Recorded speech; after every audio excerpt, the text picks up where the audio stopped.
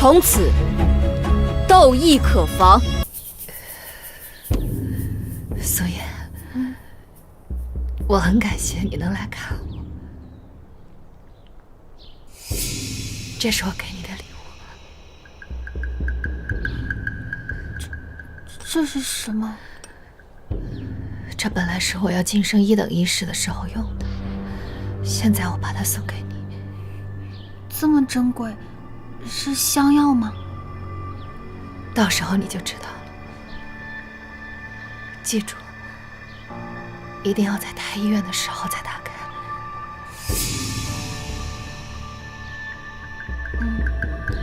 好了，你回去吧，在太医院好好当差，保重。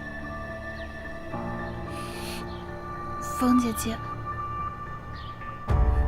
保重。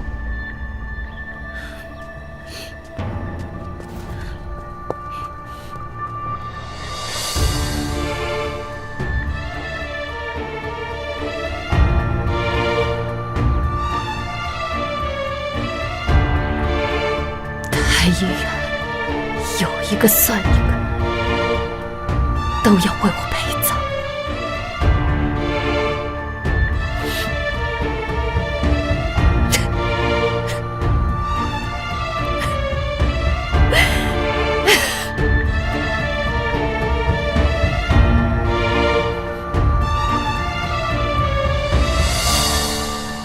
晚上吃什么好吃的去？想吃暖锅。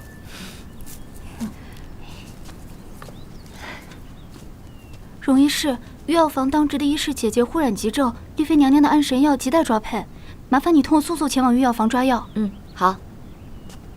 苏叶，那你药材摘好之后就先回去休息，我先走了。好。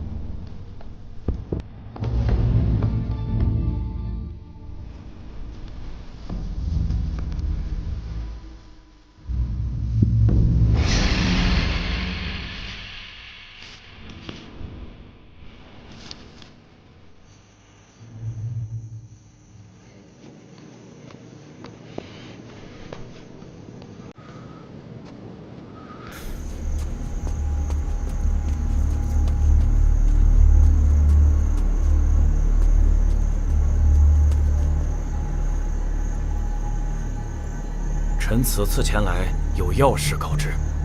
何事？柳福林之女荣泽兰已入太医院为医师，臣忧其醉翁之意不在酒，恐借太医院之便调查10年前的真相。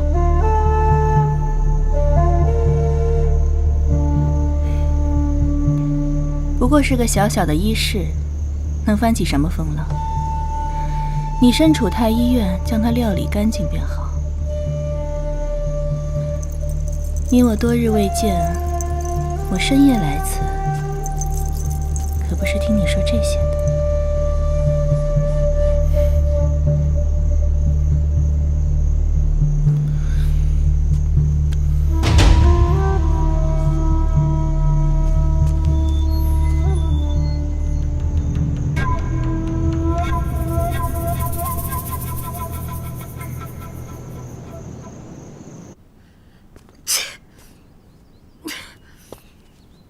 药材都带齐了吗？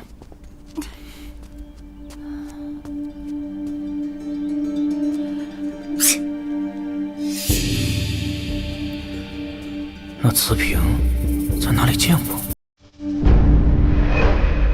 我不仅要成为2等医师，成为1等医师的计划我也安排好了，不出半年，我必成了一等一士。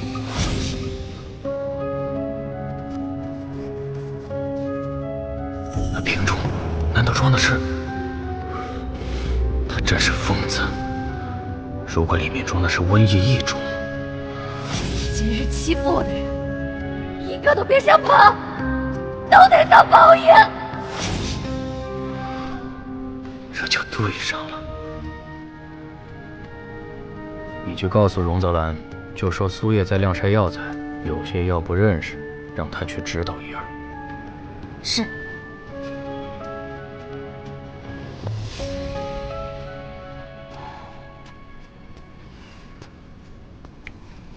苏叶，你让吴医师告诉我说，你整理药材时有药材不认识，是哪些啊？啊？我并没有不认识的药材啊。你脖子怎么了？没什么，可能只是过敏了。泽兰，我还有事，我先走了。苏叶，有什么事你别瞒着我。真没事，我先走了。等等，你让我看看。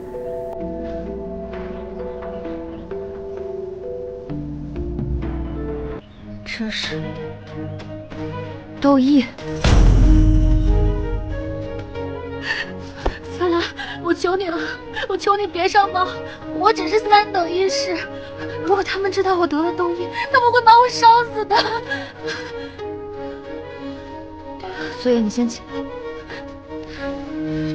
你别怕，我也已与你近身接触，也有感染的风险。你放心，我不会上报的。谢谢你，泽兰。苏叶，你先好好想想，近日你可曾接触过什么异物，或是去过什么生僻场所？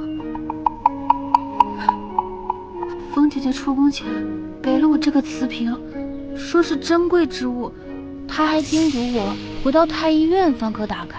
可我打开里面什么都没有，只有一些臭臭的东西，我也不知道那是什么。难道这窦翳来源于冯英为了报复宫里众人而特意放出来的疫病？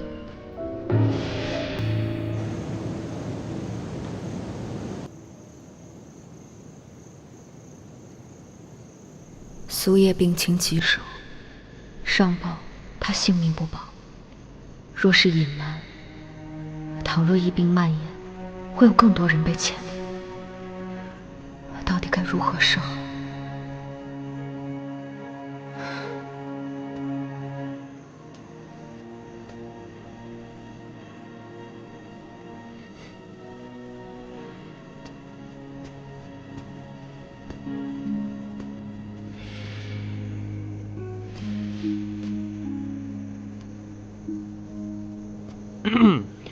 这么晚了，容易是为何还一脸心事重重的样子？可是在思念心上之人？宋大人大半夜不睡觉，可是有梦游之症？我当然没有梦游之症了。那你为何张嘴就说梦话？宋大人，我近日偶感风寒，还是保持些距离为好。你我相识许久，我鞍前马后，助你揪出幕后真凶。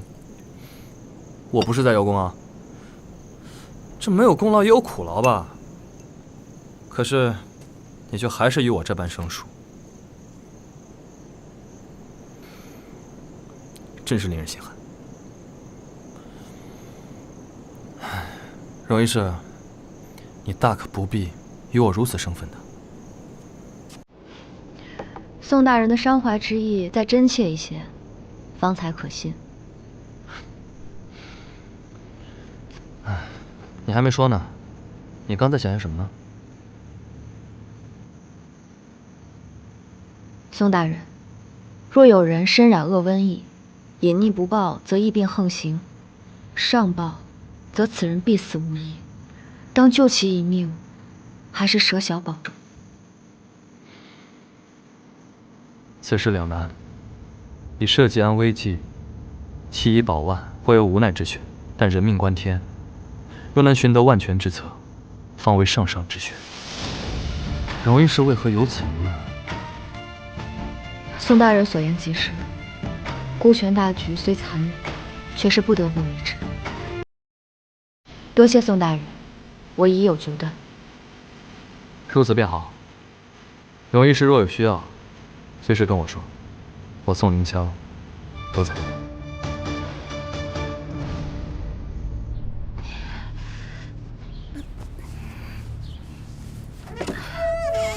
苏叶，别抓！我跟你说了，别抓。泽兰，你看我脸上是不是长痘了？我会不会死得很难看？你别怕，只要你忍住，别去挠，不会毁容，也不会死的。真的吗？你放心。泽兰，你离我远一点，你被传染就不好了。我做了防护，而且我也会注意的。我幼时曾患过痘疫，不会再被传染，放心吧。真的？我什么时候骗过你？眼下你安心养病，早日康复才是最重要的事。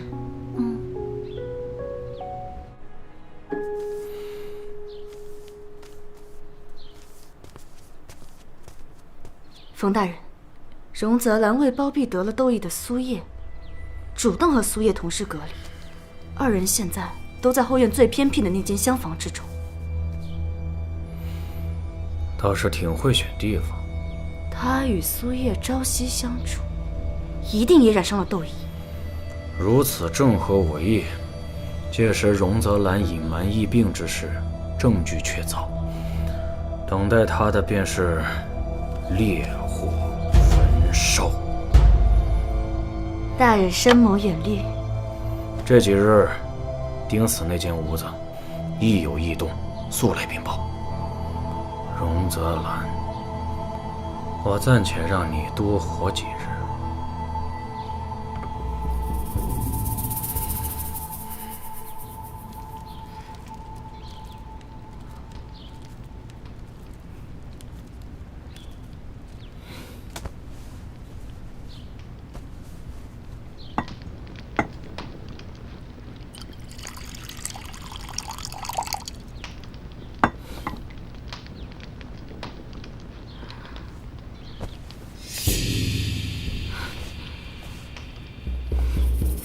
泽兰，我脸上的痘疮快好了。泽兰，你怎么了？没事，你快把药喝。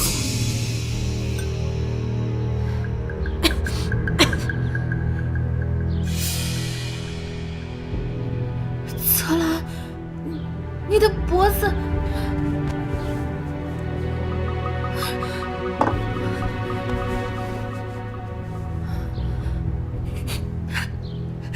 你说你小时候得过痘疫，你骗我，都是我害了你。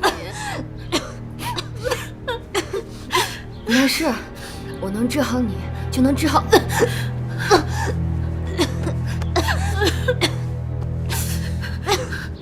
可是你是因为我才被传染的，千错万错都是我的错。没事，苏叶，你相信我啊！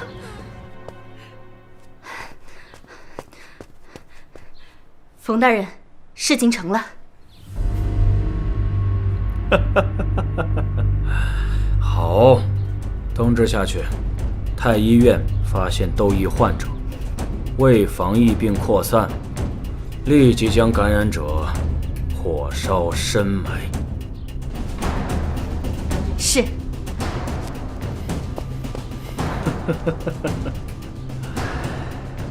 三股气节，荣泽兰。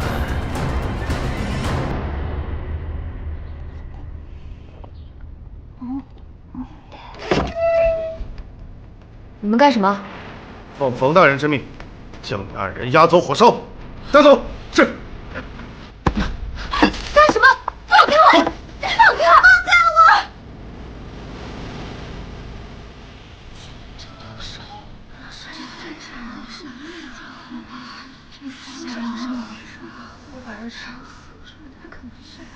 听说染痘疫的是苏叶和荣泽兰，这怎么办呀？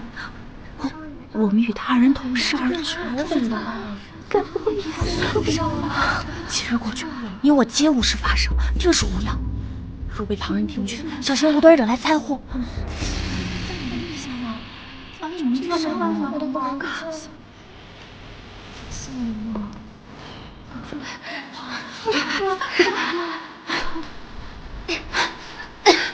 怎么是他呀？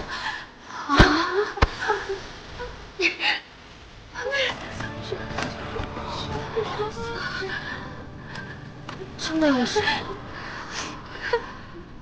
来人，点火！冯大人，此事是否需要再详查一番啊？莫大二人并非斗义，岂不是草菅人命啊？吴大人，他二人症状如此明显，怎会有误？荣泽兰隐瞒疫病不报，犯下死罪。吴大人身为太医院的院判，却未能及时察觉，若斗毒横行，这失职之罪，吴大人恐怕承担不起吧。当然，吴大人若是不信，也可亲自查验一下。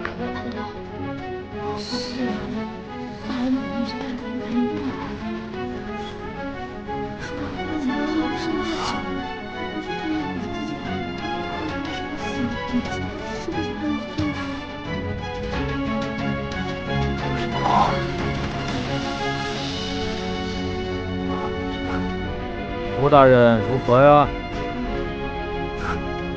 满想复说，确实斗义无益。来人，点火！等一下，我有话要说。说吧，有何遗言？我隐瞒病情，是担心引起恐慌，造成混乱。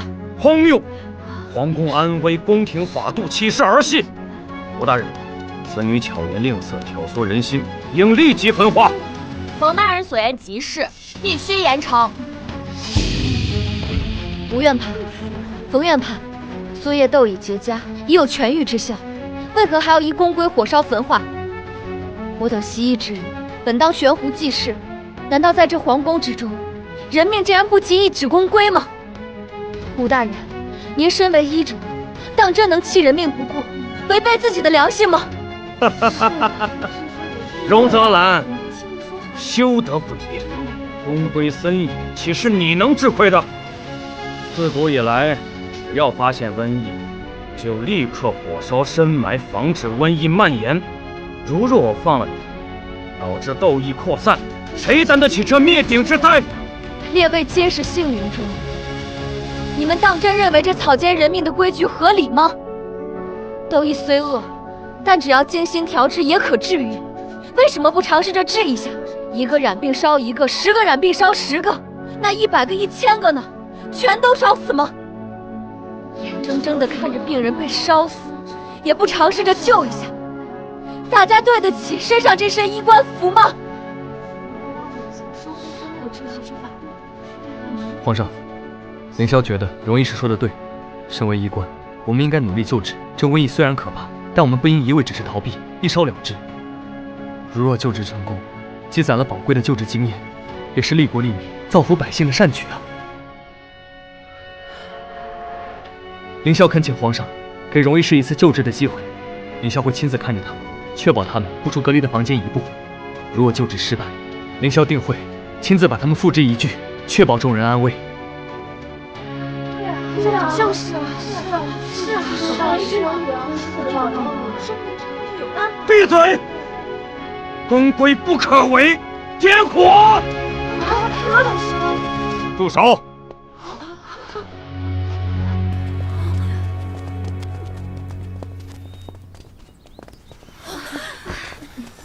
荣泽兰，这才几日，你怎么又闹出事来？你可知质疑宫规是何罪名？回皇上，奴婢知晓，但奴婢所言也是为皇上的江山社稷着想。哦，皇上爱民如子，以仁德责备苍生，岂忍见无辜者横死？长此以往，百姓将如何议论？百姓定会唾骂太医院众人见死不救，叹皇室视人命如草芥，更会议论连皇上身边治病救人的医者都要被烧死，这天下还有何处是安身之所？皇上，他这是危言耸听啊！皇上明鉴，边关浴血的将士，乡野耕作的农夫，若听闻皇上弃医者于火海，岂敢再托生死于朝廷？孙先生千金方有语，人命至重。皇上以仁政治天下，若开此先例，100年后史书将会如何书写？恐会说皇上为保宫闱安民，不惜自毁仁德之名。大胆！皇上，他这是要挟您啊！奴婢万死不敢要挟皇上，奴婢只是忧心，此事若传扬出去，朝堂之上的御史言官、天下学子的口诛笔伐，定会让皇上的圣明蒙上尘埃。倒是个伶牙俐齿。宫规虽异，亦是为社稷安危，本岂会以众人命换一人活？如此说来，皇上以为弃医保重乃天经地义。社稷如巨舟，行于惊涛，必其重负。真若因一人之命，陷万千臣民于疫病水火，才是有负天下苍生。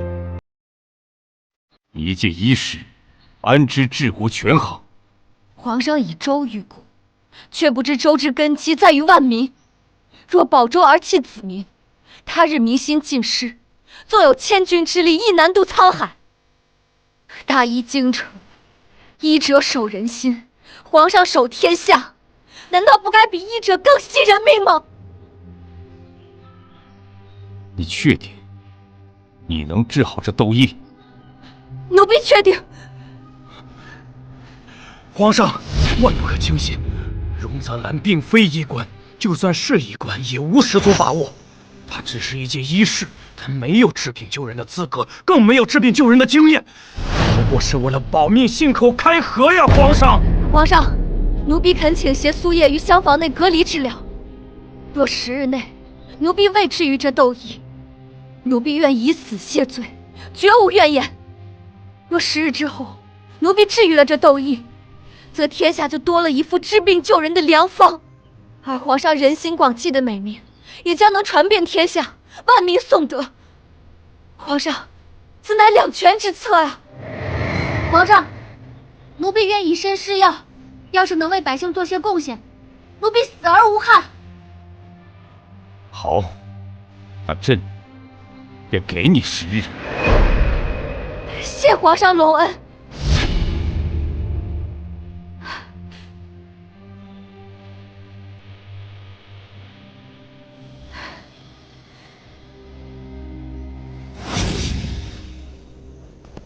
荣泽兰，你不是一个突发奇想的人，为什么会问弃医保重的问题？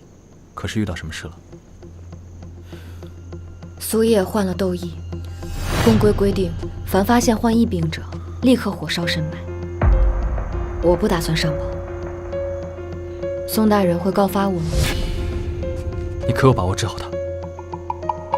有，但我怀疑此事是有人故意设计，目的是为了除掉我。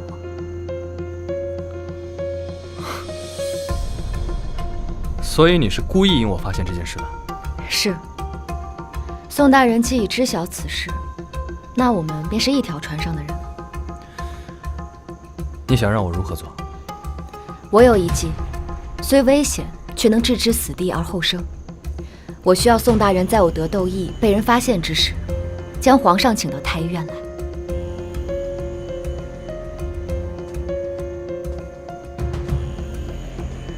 此事很难，所以我才会拉宋大人入局。我相信大人你一定可以。此外，我还想请大人帮我3件事。其一，想请大人帮我确认同寝室的周宁与孙玉是否被感染。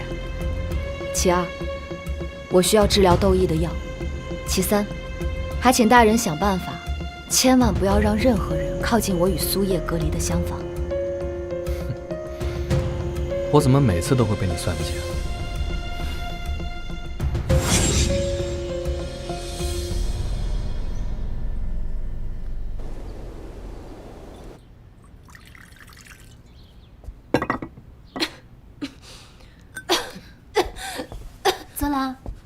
喝了。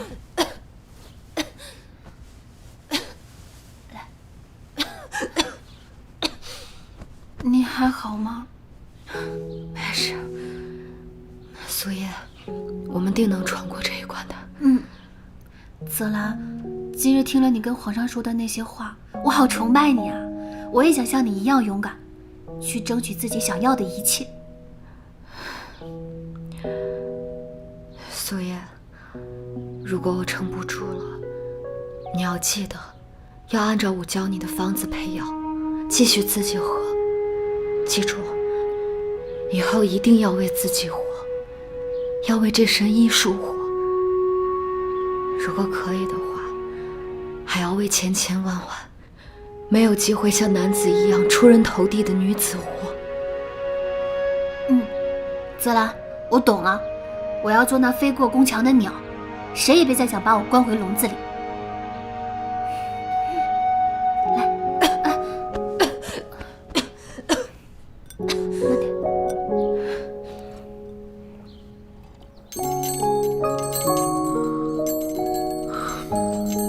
10日期限已到，荣泽兰，你一定要平安无事。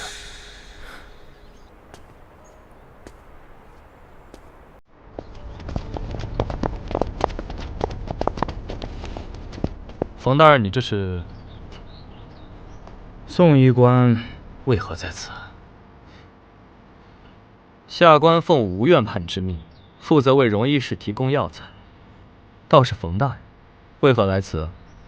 荣泽兰，治疗窦疫期限将至，本官特意前来查看情况。若仍旧疫病缠身，本官便依照公规，即刻将他2人就地处置。荣泽兰当日与皇上约定的是10日，距此还有半个时辰。冯大人，你是否过于着急一些？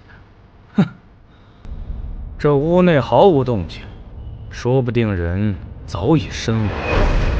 宋大人为他争取这半个时辰，难不成还指望荣泽兰能在半个时辰内死而复生吗？下官信与不信不重要，我宋凌霄只知道抗时辰。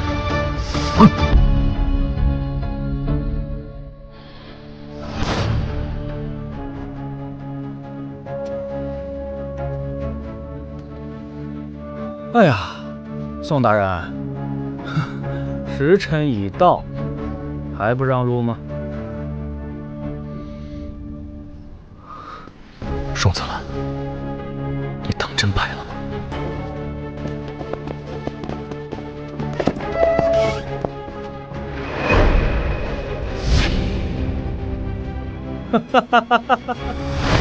看来我们医者仁心的荣医师治好了别人，自己却又要让冯大人失望了。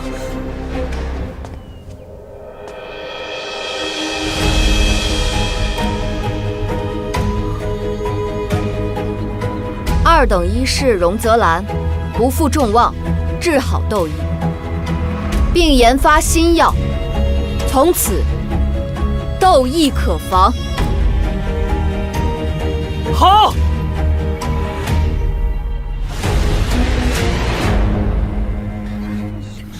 皇上驾到！参见皇上，都免了。朕听闻荣泽兰已经病愈，还研制出了治疗窦疫的方子。回皇上，确实如此。臣已为2人诊脉，皆已痊愈。好，荣泽兰，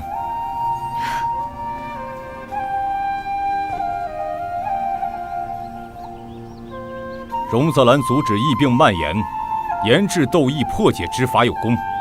朕今日便破例进你为1等医士。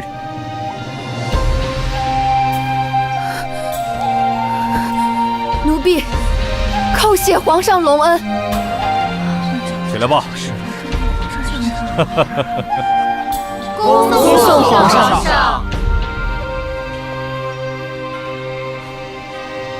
阿娘，兰儿终于成了1等医师，以后兰儿可以随便进出脉案室查看脉案了。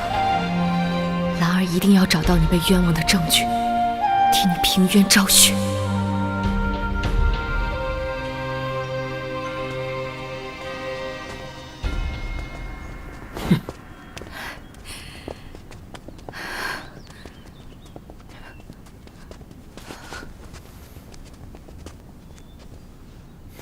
恭喜。泽兰多谢宋大人救命之恩。哎，不用谢，不如以身相许啊。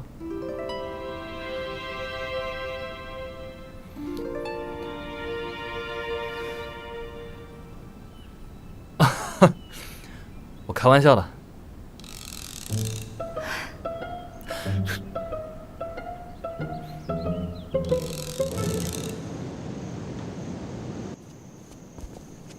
泽兰，今晚我们吃什么呀？要不我们去吃些好吃的去？哟，这不是苏医师吗？如今学会摇尾巴了，可真是条好狗。既然这么爱跟在人后面伺候，那就把我们的衣服都洗了。你没有手啊？自己不会洗吗？苏叶，你怎么敢？你凭什么打我？我打你还需要理由吗？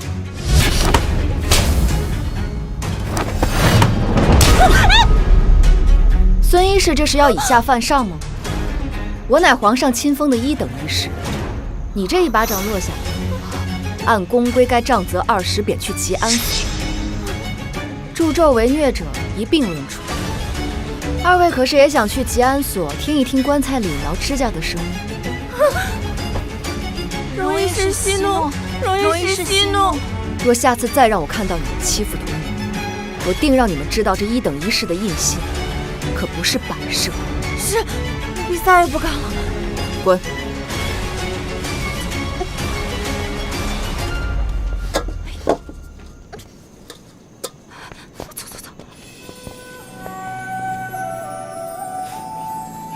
泽兰，我终于敢和别人说不了，谢谢你。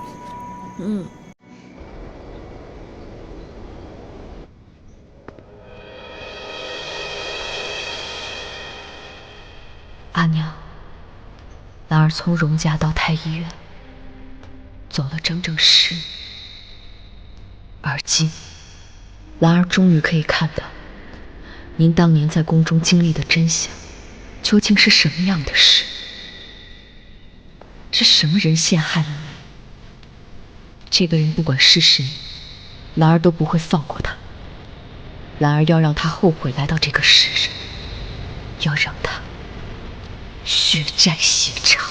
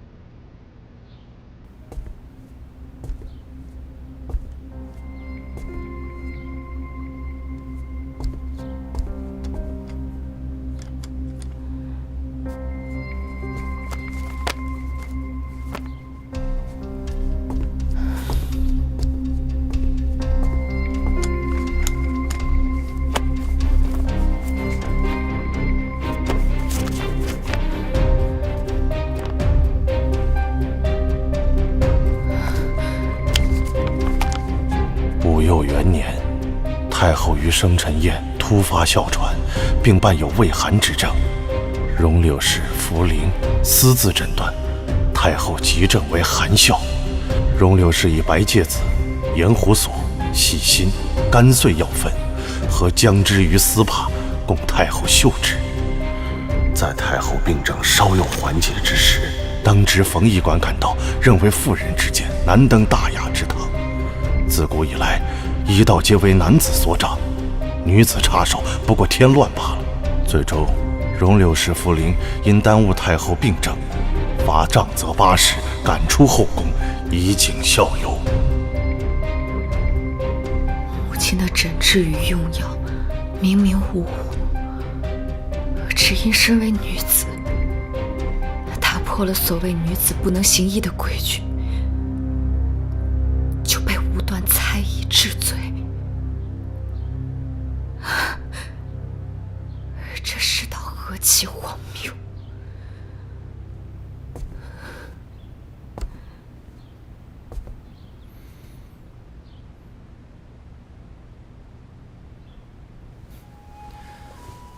原来荣一氏所图是10年前的卖案啊！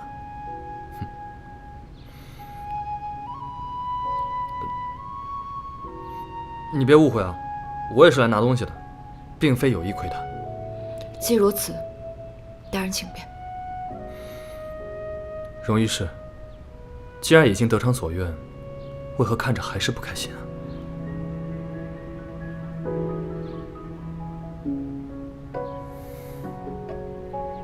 我母亲于危难之时挺身而出救治他人，却因女子无才，便是得的迂腐规矩，被诬告为庸医，送至刑部杖责而死。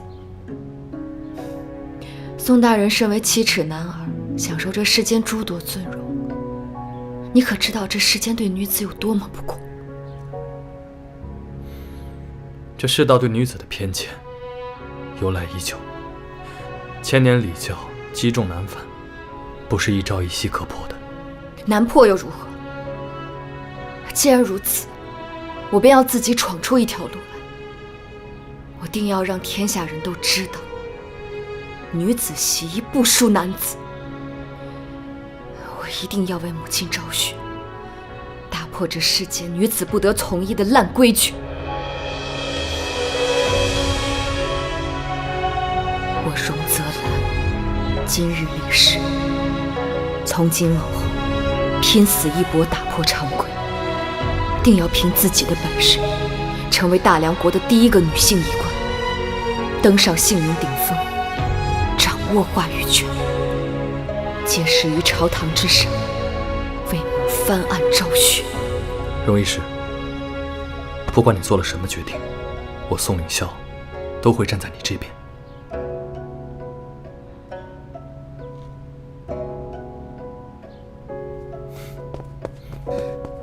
荣医师，苏叶出事了。苏叶，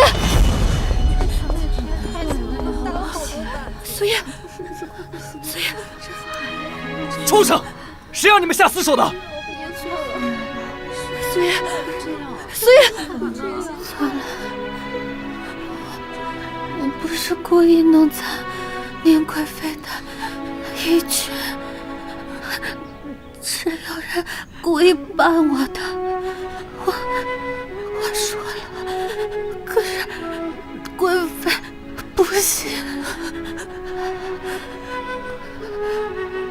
我好不容易才学会说不，我还想像你一样，可是不接了。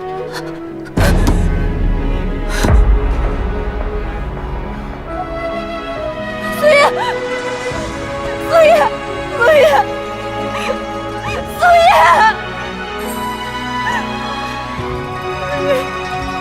苏叶，苏叶，我没有保护好你。泽兰，我也想像你一样勇敢，去争取自己想要的一切。我要做那飞过宫墙的鸟，谁也别再想把我关回笼子里。苏叶的命不会就这么算了。是我没有保护好你。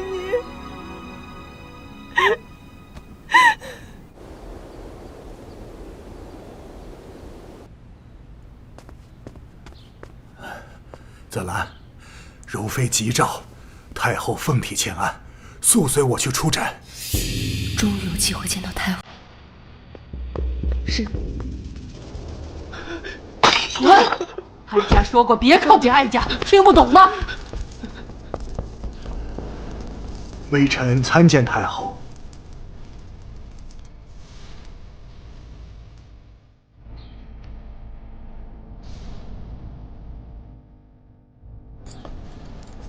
哎呀，这是哪个不长眼的，又惹太后不高兴？臣妾给太后请安。站住！别过来。这是臣妾特意寻来的百年人参，最是滋补身子。有心了。没什么事，你们都退下吧。哀家没病。太后，就让吴院判给您看看吧，别气坏了身子。好了好了，哀家自己的身子自己清楚，没什么事都下去吧。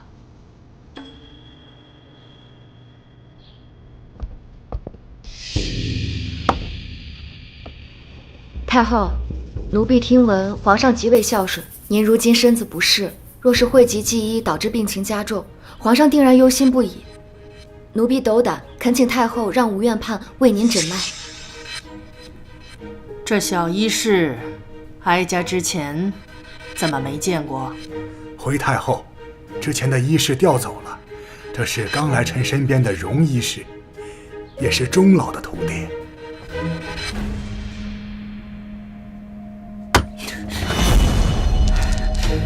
你是柳福陵的女儿，当年你母亲就不安好心，如今你也想来害哀家。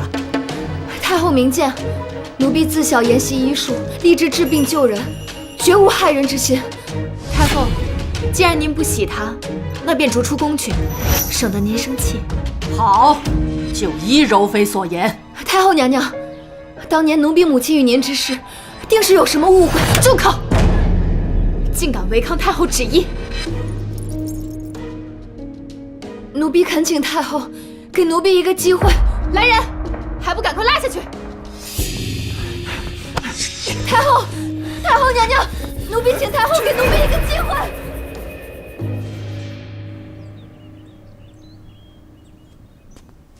我得想办法留在宫中，若是被赶走，还怎么可能为母亲翻案？这不是荣大医师吗？本以为你是飞上了枝头，没想到是要被赶出宫去了呀！真是笑话。哎，荣医师，听说你母亲是罪妇，你进宫该不会也是想学你母亲一般谋害后宫里的贵人吧？我母亲清清白白，从未谋害过任何人。你们要再敢多说一句她的坏话，小心我撕烂你们的嘴！别忘了，我一日未走，便还是一等医师。孙医师和周医师，你们是忘了我上次的教训了吗？荣泽兰，你少吓唬我们了！你都要被赶出宫去了，还耍什么一等医师的威风啊？你母亲若是清白的，怎会因此被杖责赶出宫？真是有其母必有其女！我看你是又想死了！不好了，不好了，出大事了！怎么了？出什么事了？太后病重，皇上下旨，太医院救治不力，要全部押去太后寝宫接受处罚。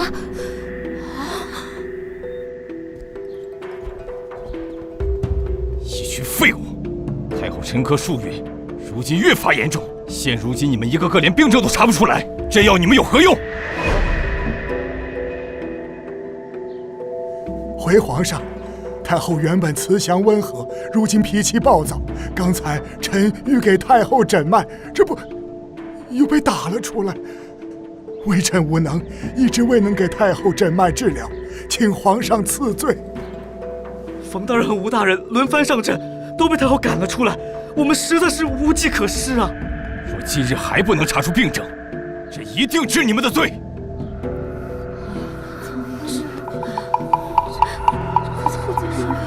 当时太后寝殿内，除了熏香，一直有一股若有似无的异味，且太后性情大变，又不许旁人近身，难道太后的病是？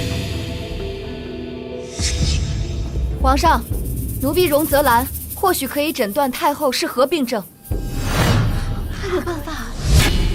荣泽兰，此话当真？回皇上，荣泽兰他是忧心太后病情，他只是一等医士，还不能担此大任。荣泽兰，小心你小命！给我闭嘴！皇上，奴婢眼下已经有了一些推测，如需准确判断，还需近身为太后诊断，方能确定。荣泽兰，倘若你诊断不出太后的病症，你可知后果？奴婢知道。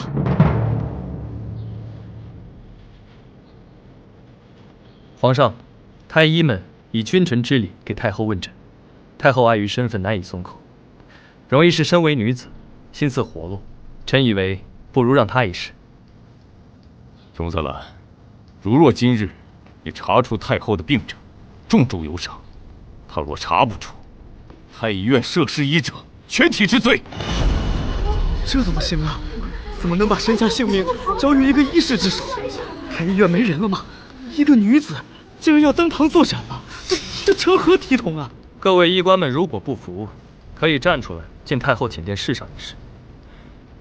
荣医师此时挺身而出，并不是为了抢你们的风头，在本官看来，他是在救你们的命。就这么定了，荣泽兰，你进殿去吧。谢皇上，奴婢一定会尽力一试。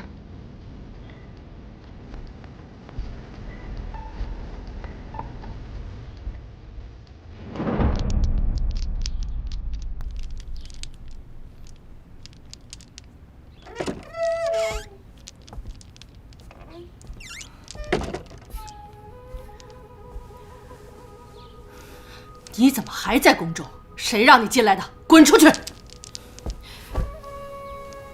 太后息怒，奴婢一心为太后治病，求太后给奴婢一个机会。哀家不需要，出去！奴婢想给太后讲一个故事，若太后听完仍旧不愿，奴婢立刻离开。谁要听你的故事？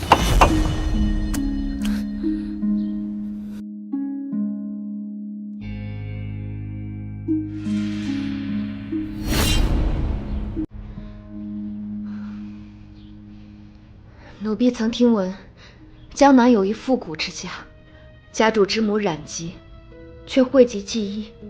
家主仁孝，整日忧心于母亲病情，无心理事。短短数月，和府上下乱作一团，账房错漏百出，奴仆各怀心思，家中佃户也遭牵连，终日食不果腹。一个小家尚且如此，更何况一个国家呢？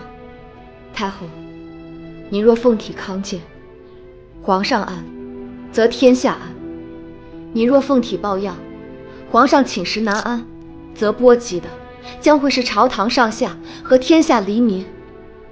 天下黎民皆为儿女，您作为这个大家庭的母后，不为自己，也该为您的儿女们着想。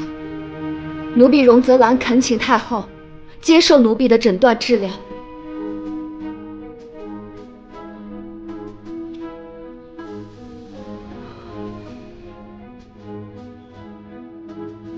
请嬷嬷近前，奴婢有话想告诉太后。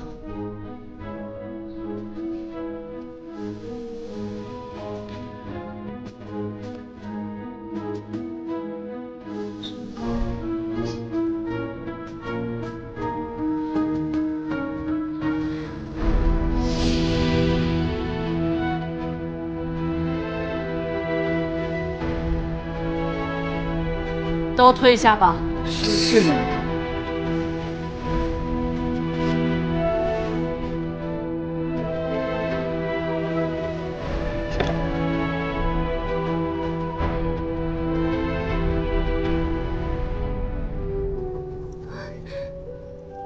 他要是治不好，那我们不是都死定了？可不是吗？你起来吧。谢太后。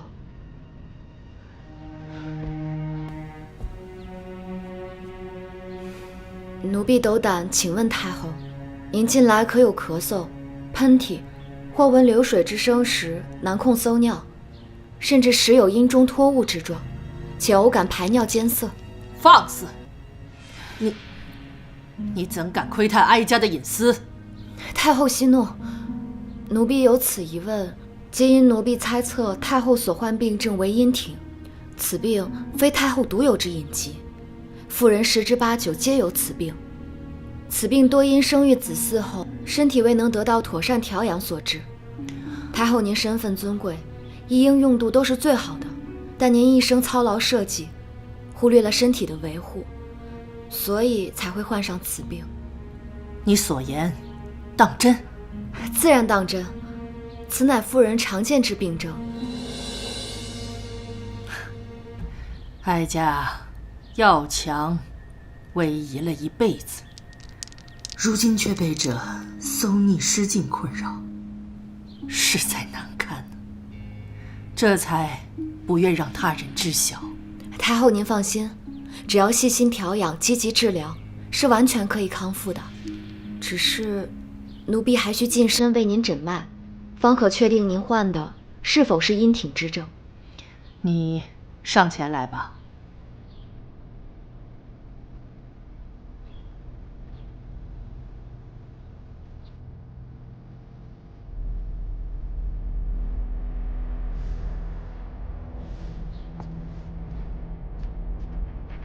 太后，您所患之病确为阴挺，病症根源已明，待奴婢将详细诊断告知吴院判，吴院判定能将您的病治好。奴婢先行告退。且慢，此病虽为妇人常见之症，但男女有别，如此隐私之事，哀家实在难以接受男医官的问询和治疗。太后，奴婢只是随诊医事，本不该多言。但奴婢实不忍太后受此煎熬。奴婢有一提议，不知太后可否接受？什么提议？你快说来听听。太后之症重在温补，可用艾灸温通包宫，配合五禽戏调和气血，再辅以阿胶、当归羹进行食养，或可医治。如若太后愿意信任奴婢，奴婢愿为太后一试。哀家听闻，你曾治好了公主的一时之症，也曾化解宫中的斗疫之危。你当真这次有把握？奴婢会尽力一试。那哀家便信你这一次。皇上，哀家已决定，往后哀家治病调理之事，就全权交由荣泽兰负责。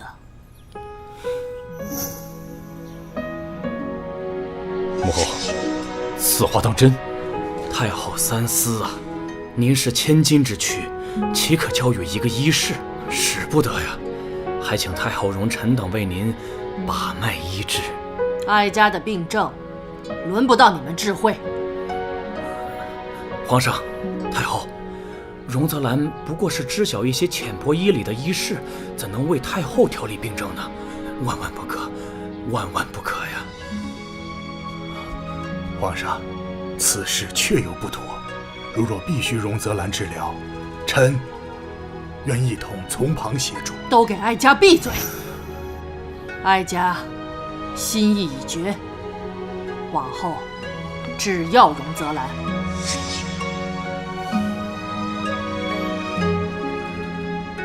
荣泽兰，太后交由你调理，若有好歹，你当如何呀？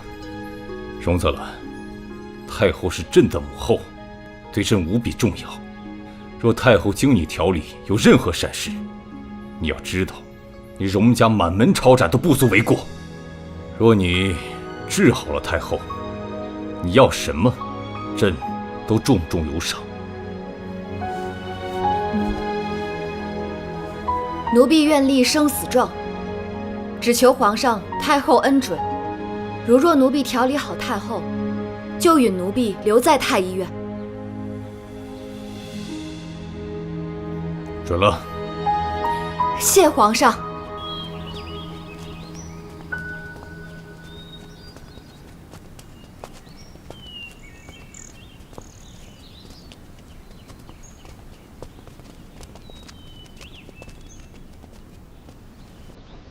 见过柔妃娘娘。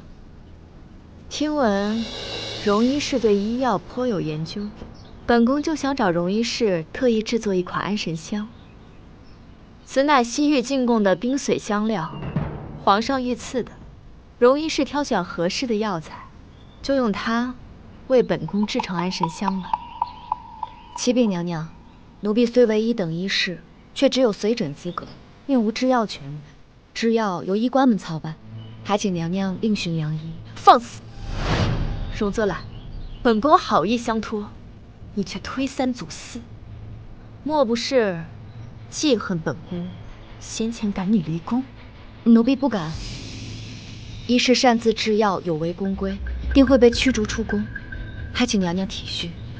若无其他事，奴婢便先行告退了。站住！荣泽兰，本宫是在命令你，若是拒绝，那便是以下犯上，本宫照样可以将你逐出宫去。既然如此，那奴婢便试一试。此事还请娘娘为我保密。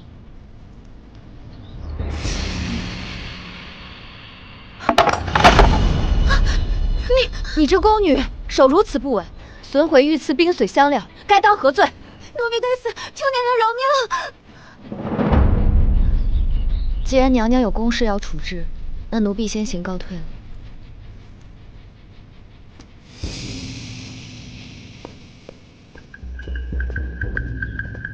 哎，泽兰，吴大人，这几日太后病情可有好转？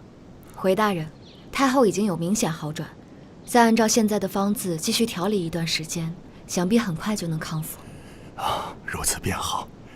这几日你辛苦了。这是奴婢应尽之事。太后越来越赏识荣泽兰，如果荣泽兰把冯音散布疫病的事捅上去，那冯家可就完了。除掉了苏叶，下一个就是你。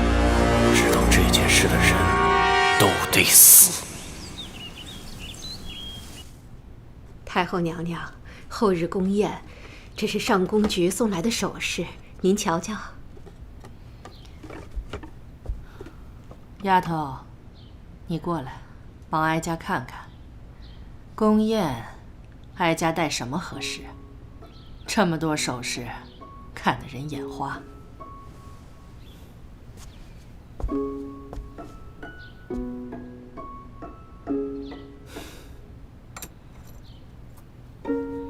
太后那身月白云锦裙，与这只金身步摇最为相宜。这蝴蝶流苏，衬着您更显贵气。年轻就是眼尖，就它了。这段时日辛苦你了，哀家夜里总算能睡个囫囵觉了。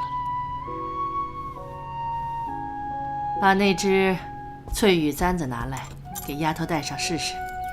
太后使不得，奴婢做的都是分内之事。再推辞，哀家就要恼了。谢太后。你这么聪明，入宫怕不是只为了行医吧？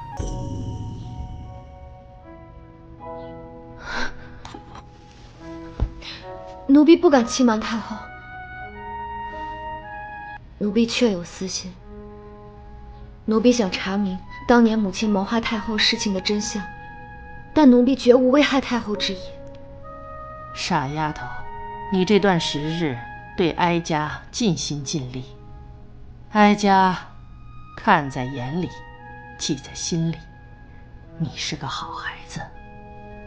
这几日啊，哀家也时常回想10年前你母亲给哀家治病那事，回想起来，确实有很多不合理的地方。太后娘娘，奴婢母亲一生积德行善，绝无可能谋害您。奴婢查过当年的脉案，母亲诊治之法皆为医书上的正统良方，绝无半分差池。太后娘娘，您当年昏迷不醒，此事一定另有蹊跷。当年之事，确实疑点重重。若有人胆敢在皇宫设局害你母亲，定然是你母亲窥探到了他人的私密，就连哀家也被牵扯其中。其中的盘根错节，怕是牵连甚远。你若想好好在皇宫中活下去，就莫要再提此事，明白吗？此事如履薄冰，可身为女儿，如若不能为母亲洗刷冤屈，余生将寝食难安。太后，奴婢一定不会莽撞行事。太后娘娘放心。罢了，记住，人活着才有希望。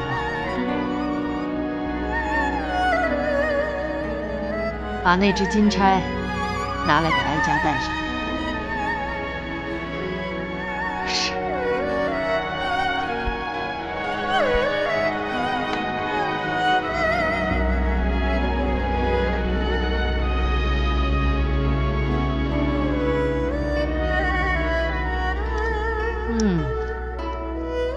瞧瞧，年轻就是手巧。